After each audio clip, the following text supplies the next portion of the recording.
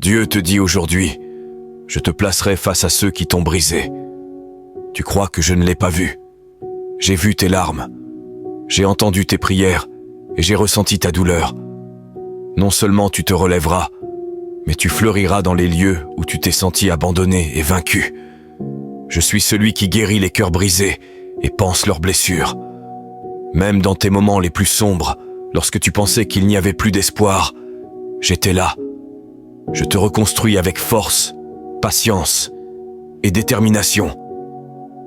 Pas seulement pour que tu surmontes les épreuves, mais pour que tu deviennes un phare d'espoir pour ceux qui traversent des chemins difficiles.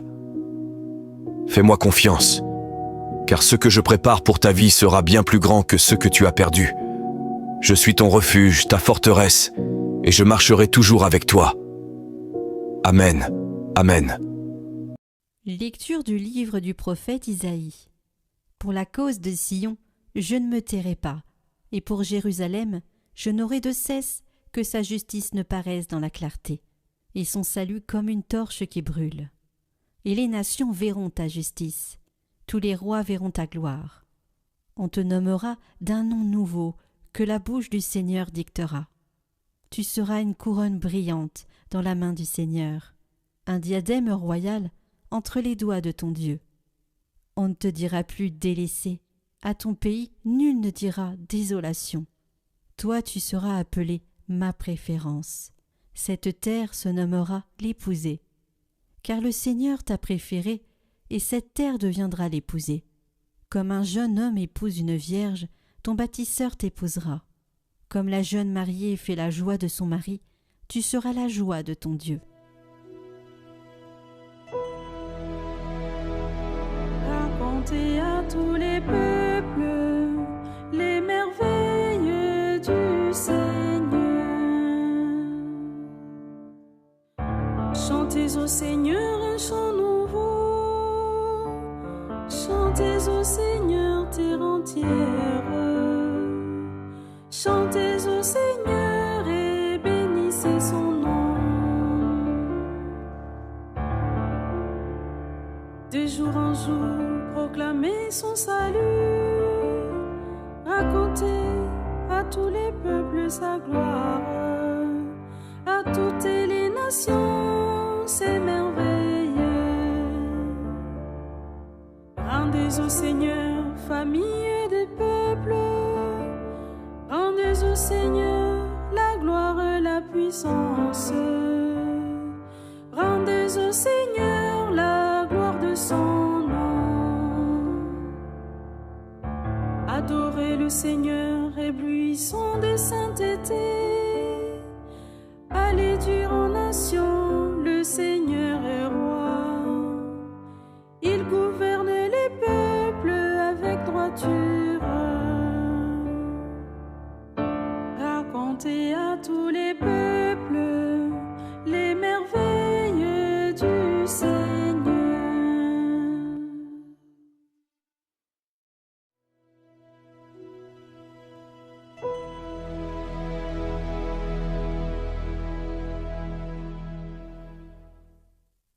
Lecture de la première lettre de saint Paul apôtre aux Corinthiens.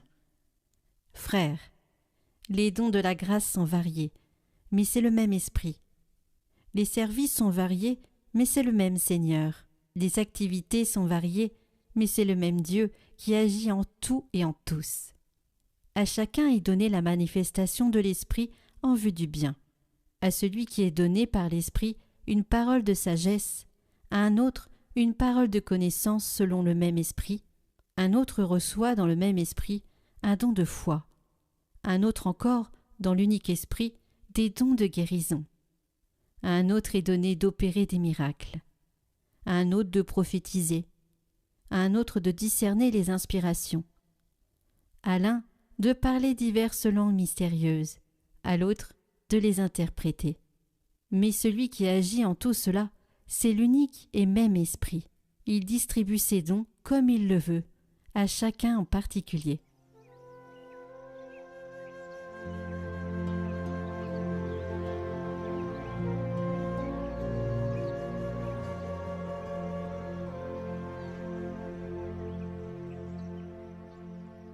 Évangile de Jésus-Christ selon saint Jean. En ce temps-là, il y eut un mariage à Cana de Galilée. La mère de Jésus était là. Jésus aussi était invité au mariage avec ses disciples. Or, on manqua de vin. La mère de Jésus lui dit : « Ils n'ont pas de vin. » Jésus lui répond : « Femme, que me veux-tu ? Mon heure n'est pas encore venue. » Sa mère dit à ceux qui servaient : « Tout ce qu'il vous dira, faites-le. » Or, il y avait là 6 jarres de pierre pour les purifications rituelles des Juifs. Chacune contenait 2 à 3 mesures, c'est-à-dire environ 100 litres.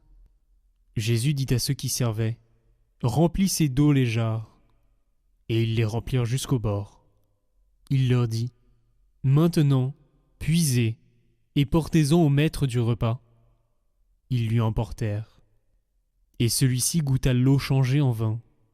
Il ne savait pas d'où venait ce vin, mais ceux qui servaient le savaient bien, eux qui avaient puisé l'eau. Alors le maître du repas appelle le marié et lui dit : « Tout le monde sert le bon vin en premier, et, lorsque les gens ont bien bu, on apporte le moins bon.